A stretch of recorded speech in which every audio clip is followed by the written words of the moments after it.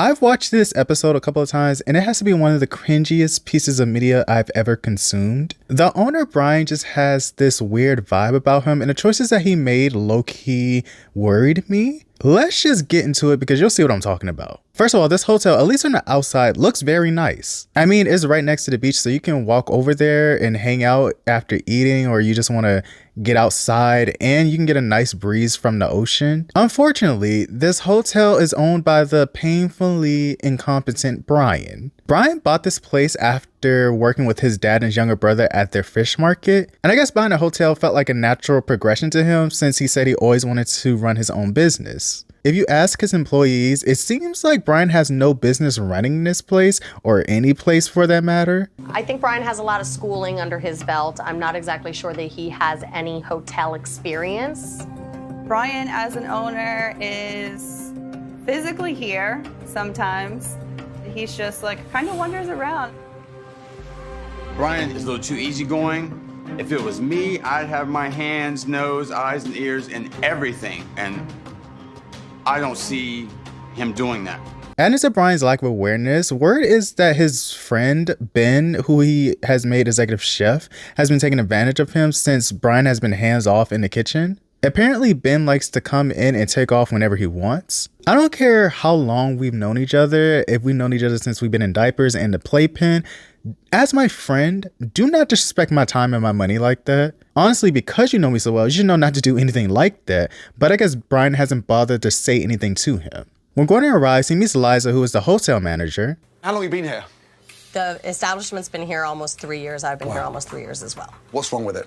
From your point of view? Noise levels, you know, especially the one directly above the restaurant that... What kind of noise? Because it's not the... The music and the people, the foot traffic, everybody hanging out at the bar and things of that nature. So that goes on directly underneath? Yes. They end up being refunded and then they end up putting us on blast on all of these, you know, websites and social media and just bad reviews left and right. Housekeeping, come back. What's that for? Touch base with the housekeepers. Wow. Have a quick look. Just out of interest, it's Gordon here, I've just checked in. How far away are the fucking rooms? I mean, you sound like you're miles away. Hello, madam? You scared her. Gordon was then shown his room, but he wasn't impressed because of all of the dirt, and he kept saying that he was smelling something weird in the room. Do you smell it? That smell. The kind of smelly smell. A smelly smell that smells smelly. What kind of smell? I have no idea, but shouldn't they have added a little bit of air freshener in that room knowing who was going to be staying in there? I'd hide around like 4 or 5 air fresheners in that room, especially with the kind of nose that Gordon has. He finally met with Brian and it's about as awkward as you think. Hello. Hello, welcome to the inlet. So you must be Brian. I am, sir. The hotelier and the 34-year-old. I do it all. You do it all. Is that what you are? Seriously, 34? Right. You know what? I'm 33. I work so hard, I think I just thought I was 34. You're 33. Hey. I don't usually focus on or bring up people's looks like that, but when he said he was 33, I was genuinely confused because I was like, 33 in human years? I saw on Reddit that someone said that he is the poor man's Brendan Fraser, and I was like, please don't do that to Brendan Fraser. Why is he catching strays? So now why am I in it? And you could have did it. See, I get wrong because you never apologized. As expected, Brian shared that he had no prior knowledge or experience running a hotel before he bought this one. And you know, sometimes I wish I had that confidence to just go do things like that. Instead of planning and going through scenarios A to Z, I should just go do things. Hell, I should just become a heart surgeon for funsies. Who cares about all that studying and getting credentials? Just let me get in there. What could go wrong? Also, this is not important, but this is the second time I've seen someone use non-stick spray and spray it directly onto the food. And what is wrong with y'all? Looking at that girl, they probably haven't cleaned it in a while and thinking that non-stick spray is doing something. Unsurprisingly, Gordon didn't enjoy any of the food he had for his lunch. He said the most disappointing dish he had was the tuna burger because he thought that the fish was going to be fresh. I think Gordon assumed, since Brian mentioned how he used to work at a fish market, that the fish was going to be fresh. And Brian's explanation of why the fish isn't fresh, it doesn't make it any better, but at least the interaction is funny. Is that fresh? It is frozen. Oh, it's frozen? Yes. Hold on, you said fish market, fresh fish daily. Frozen fish, fresh fish, what's going on? We use frozen sometimes, sure. And you have a fish market that you buy from? Yeah, yep, yeah. I'm confused. Ever since about 4 months ago, everything was fresh, everything. I ran up a little bit of a bill with my brother, so we cut back and started ordering some of the frozen stuff from some of the purveyors. And what's the feedback? We get some negative feedback. Brian mentioned his brother, and I don't want to get ahead of myself because his brother will come in later, but it seems like he was taking advantage of his brother a little bit, especially because he owes him a lot of money. Just keep that in mind when we get to meeting his brother. Gordon and Brian walk outside, and Gordon notices that there's a kiosk out there, so he questions, how often is this kiosk used? And the answer is almost never. I almost feel bad for laughing, but this part is so hilarious when Brian just fully books it when Gordon asks if he can see a beach towel from their inventory. How many beach towels have you sold? Not too many beach towels. All right. Show me one. All right, be right back. I'd love to see one, please. What a disaster.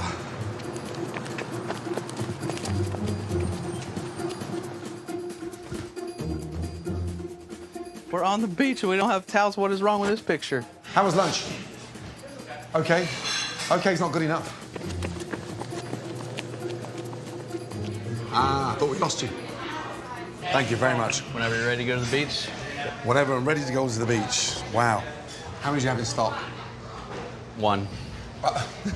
You got it. That's the one. Okay, can you charge that to my room, please? Yes, I will. So we're sold out now? Yes. Yeah. Wow. Jeez.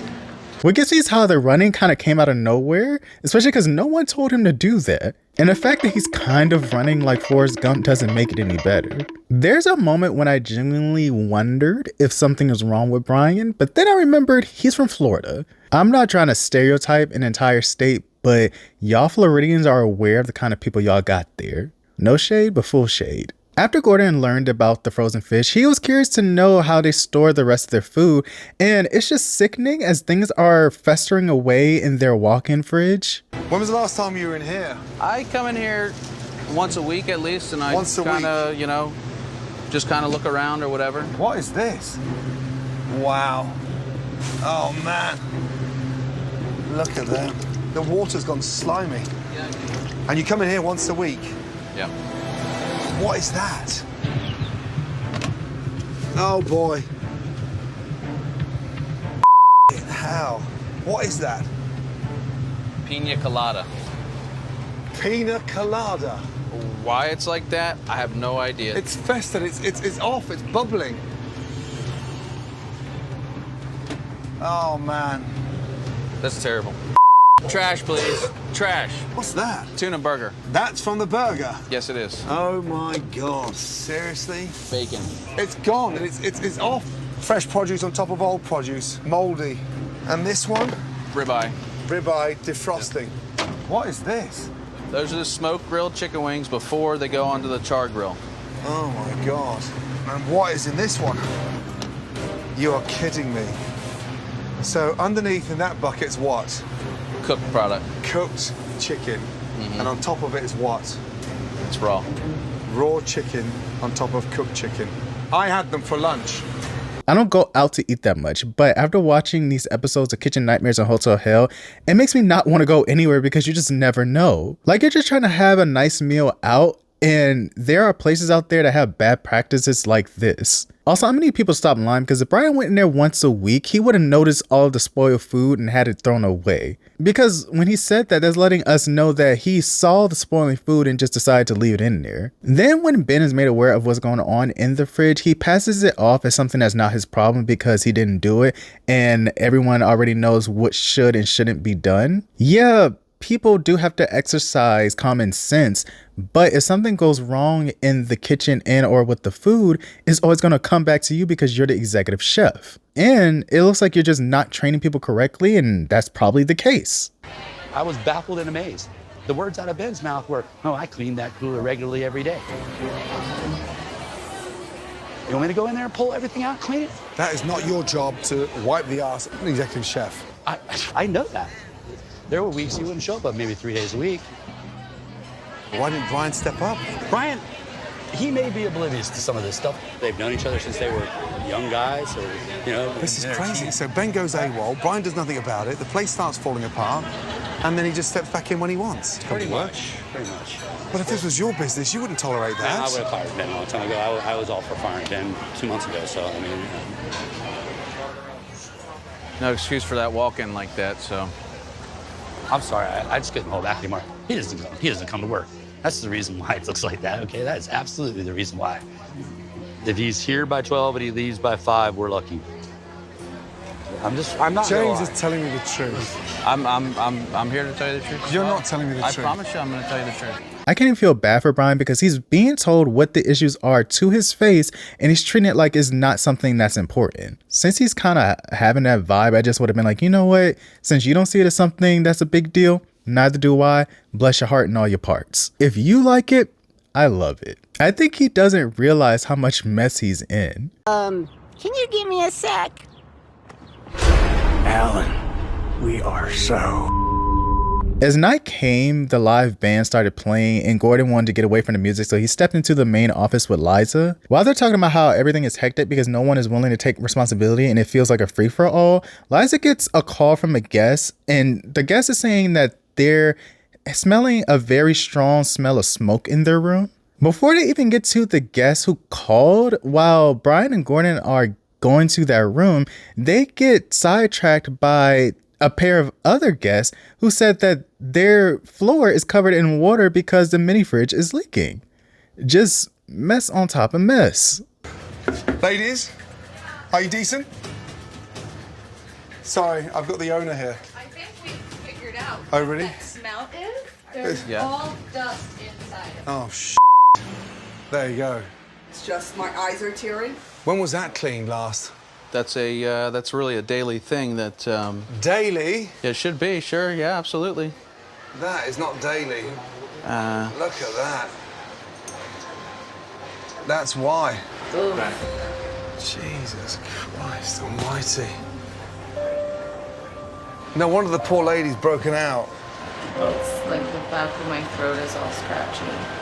Is there an alternative room we can use for the ladies? I'll double check right away. I've mentioned this in another video, but I don't know how they've gone that long without cleaning their air conditioners because you're going to end up with bigger issues on your hand if someone gets sick from all of that dust. Some people have asthma and or other respiratory issues, and you'd hate to be found liable for triggering a reaction to someone just because y'all weren't cleaning like you were supposed to. The next day, Gordon did have a team meeting to try to get through to Brian, but I'm guessing what was said in that meeting wasn't registering or resonating with him. So he called his brother Eric to sit down with them because he might be the one person that could actually get through to Brian. Why is Ramsey here? Your brother just asked you a question. Why did you call me here? I've got a lot of issues that I need to take care of. You don't look like a man that's in pain. You don't look like a man that's struggling. You don't look like a man that's lost control. You look like you're bouncing around, having fun. The business is hurting. You're hurting your brother's business, and you're not realizing it. It does reach a ceiling where Brian, you're gonna have to get cut off. I'll respect it, but you gotta let me know how much time, and I'll make it. I'll make it. 2 more months, but then that's it. 2 months. Here's my promise. I will focus so hard, and I will be able to pay you in 8 weeks. I'll pay you in 8 weeks. I'll pay you in 8 weeks. First of all, I do not understand why Brian changed the wording of the length of time he had to pay back his brother because 2 months are roughly 8 weeks. I don't know if he thought it sounded better or whatever, but guess how much he has to pay back his brother? It is $30,000 that he has to pay him back in 2 months. I feel like Eric must have been fed up just to give his brother 2 months to pay him back, and Brian definitely felt that pressure because he was trying to extend the time. 30 grand. You gotta give me 90 days. I mean, you gotta give me 90 days. He's just given you 8 weeks. You just asked for 12 weeks. Correct. You can't continue depending on your little brother's cash to float your dreams. I just need you to make sure not to screw this one up again. I'm not gonna screw it up. I'm not convinced. No. You're lucky he's your brother. Eric, I got you. 8 months. 8 weeks. 8 weeks or you're cut off. That's all there is to it, man. Why not just ask him for 8 years and a promise to pay him in never February while you're at it? I don't know what Brian's life was like, but it seems like he's been able to get by on his brother and maybe his dad's good graces, and they just support him even when he doesn't deserve it. The way he behaves like a person who's often not told no, or they just let him do whatever because it's just easier that way. I mean, the consensus with the staff is that he acts absent-minded most of the time. Like, he's there, but he's not actually present in the moment. Even when they get to a little intervention with past guests, he still isn't taking anything seriously, or he just starts acting like a deer in headlights. How important is your reputation to you? That's the most important thing in my world. And on a scale of 1 to 10, your reputation in this town now? I'd give myself a good 8. A good 8? A good a strong 8. Absolutely. So these are customers that have gone out their way to spend their hard-earned cash supporting your business. The service is very bad. I've brought people here. I've been up at the bar myself trying to order even just a water. That's been tough. Do you not listen to the advice in terms of sloppy service? I absolutely, I listen. I do listen. Do you offload that to your team? No, I don't. Sir, your experience? We ordered a chicken sandwich. When the chicken sandwich came out, it was raw. It was raw and it was mushy in the middle. I could have got sick from that. And I love your bar because I could come here late night and I can get free drinks. 2 for me and 2 for my buddy and pay for 1. We got 5. I don't like being a center of attention, but I would have to let the entire restaurant know that y'all just try to serve me raw chicken. Like, I wouldn't shout it, but I would repeat it in a slightly raised voice just so those nearby heard me. Imagine what else they're serving if that came out severely undercooked. The other feedback that Brian got was how there's too much noise because there wasn't a curfew for the band and that the food just isn't that good. A woman explained how she tried to call the front desk because of the dirty bed sheets she had, but no one was answering the phone. After hearing all of this feedback, Gordon asked Brian if there's anything he would like to say to this group of people. And out of all responses that he could have chosen, this was his. And literally, I think the biggest problem for me is the mixed message. It's like, are you a bar or are you a restaurant? Because we're paying $150 for dinner. However, there's people walking in bikinis, drunk. Damn. Listen, this feedback has been crucial. Anything you'd like to say? Thank you, guys. You guys rock, man. Right, thanks. Thank you. I'm telling you, make you proud, I promise you. Let's go. It's not a time for high-fiving. I'm embarrassed. What the are you hugging them for? I know that they care. I do know they care. A raw chicken sandwich. But that's not an 8. That is not an 8 out of 10. And do you think they're set up? Do you think this is a TV show and we're just going to spout off? These people aren't exaggerating. They're real. They're real customers. Now, I'm not saying that Brian should have been groveling on his knees, begging for forgiveness from these people, but anything would have been better than that passive response. Also, the fact that they just went along with him and gave him hugs, high fives, and even clapped for him.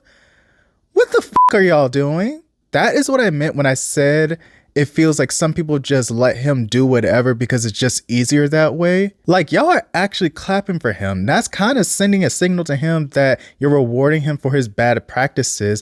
And he's probably just like, well, they're applauding me, so none of what they said might have been that serious. Or maybe they were trying to use that as encouragement, but it just didn't look good. He didn't even give an impassioned speech about how he's going to improve, just, I'm going to make you guys proud. Excuse me? Those aren't even words to hang on to with a lot of faith in him. That's why I'm so glad that Gordon gathered him together once they got alone, because I don't think anyone's ever been that honest with Brian before. I'm the kind of person who will listen to what you're saying to me if you say you're going to do better, but I really don't care until I see your actions. And it just seems like Brian did not pass that vibe check for me. Gordon told him to come in the next day looking like a boss so that he stands out from the rest, and he couldn't even follow those simple instructions. Good morning. Good morning. Well, I wish it was a good morning. What did I ask you to come into work today, what did I say? What was the one thing I said to you? Come in as a... Boss. A boss. Right now, you look like a towel boy. I mean, sunglasses around your neck, badge on there, shorts on there. Who are you? Give me the name badge.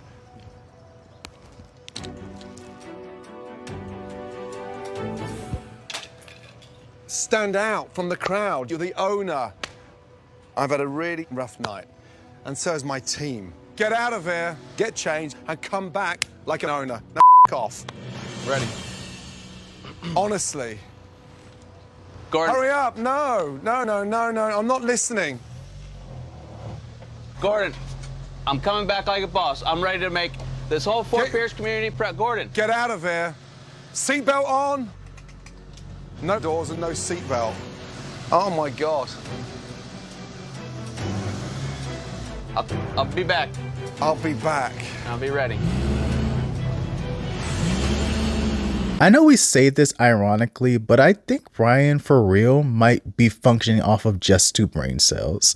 I feel so bad if there is something actually going on with him, but my goodness. Anyway, he comes back dressed better, and Gordon showed him and the staff the work that the Hotel Hell crew did with the rooms. The menu for the restaurant was shortened so that the kitchen crew actually had a manageable amount of items to make. Everyone has been brought up to date about what needs to happen for service that night, but it seems like Brian still didn't have his head in the game. Listen up. Tonight is a big service. There's not many opportunities like this. You have to take advantage of it. I need you guys all to get together right now and bring it in. 1, 2, 3, go! Brian, let's just get real for a couple of seconds. Yep. Yeah? Yes, sir. You forgot the most important thing tonight. Who is in for dinner tonight? You haven't even told the staff. Possibly the most important person in this town. We have the mayor in tonight, you guys. The mayor, and that's just not something that happens every week. You have to bring it together tonight. You have to work as a team.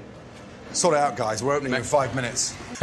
I'm so sorry, but that was so hilarious. Gordon was like, I know you did not forget to tell them the most important thing that can make or break your business tonight. I couldn't even tell you how the other customers felt about dinner service that night because they were solely focused on the kitchen crew trying to give the mayor her order, and it just did not go well. First, they gave the mayor's food to another table because Brian forgot the number. Then they couldn't get the salads correct because they were overdressing it. Oh, and then Ben just decided to check out.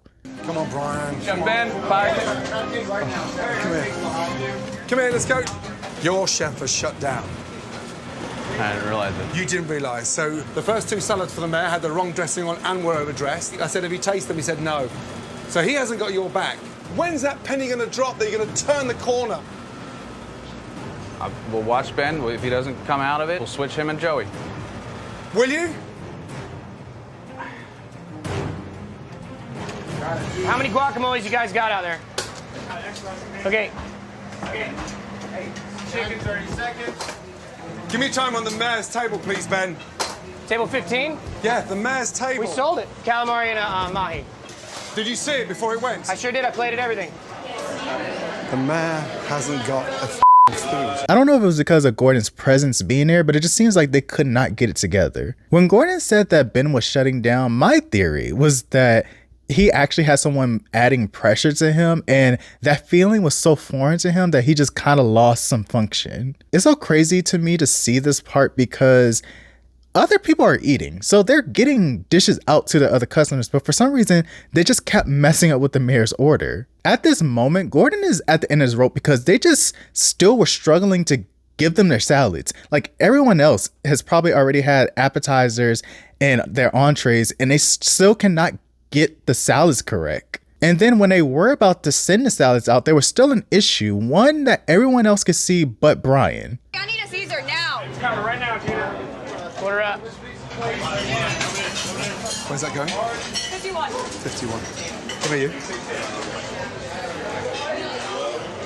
What is that? Undercooked. That is undercooked.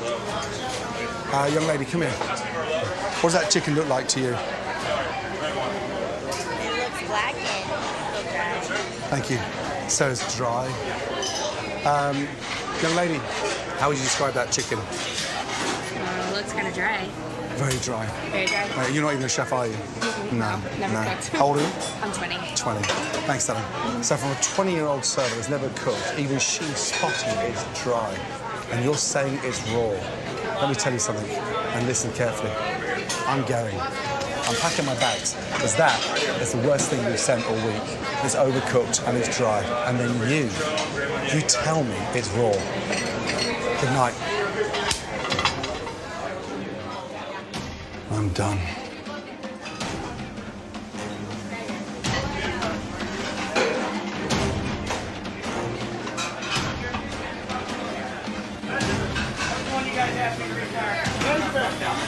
I got secondhand embarrassment from that, but that was so damn funny. I don't know how everyone else saw that the chicken was cardboard dry except for him. And one last thing, baby.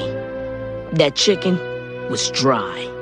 Real dry. If I saw that in person, I don't think I could contain my laughter because Gordon left that man stunned, dazed, and confused. I mean, at that point, Gordon had already given him plenty of grace, but it just wasn't clicking to him how he was telling him to stand on business.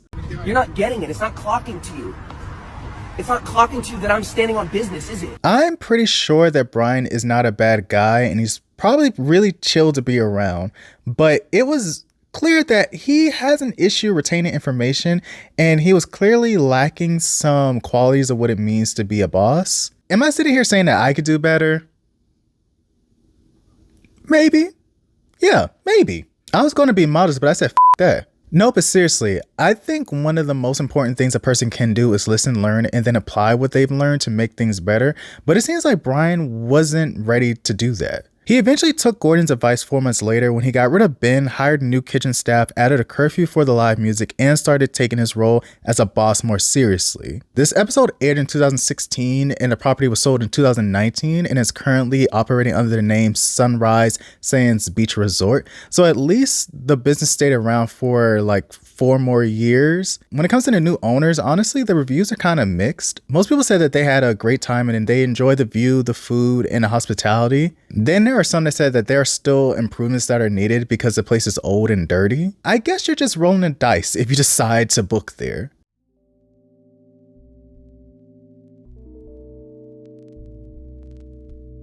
That is all I have for y'all today. If you enjoyed the video, please do leave a like and let me know your thoughts about this episode of Hotel Hell in the comment section. A lot of you come back and watch each new upload but are not subscribed, so if you haven't already, just make sure to subscribe and turn on post notifications so that you never miss one of my uploads. There's something I want to show you before I go. I still need more practice, but I learned how to stitch together 2 squares with my crochet. It's not perfect, but I was so excited when I actually figured it out because I was struggling for a little bit, but then when I got it, I was like, okay, this is cool. I have to make more time for crocheting because I think it's really fun. My wrists pay for it, but I feel like it's worth it. Also, let me know if y'all have any ideas about what I should cover next. I do look at the comments and I do take it into consideration. But thank you so much for watching. I hope you enjoy your day or night, whatever time you're watching this. The next video should be out very soon. So until then, take care of yourselves. Goodbye.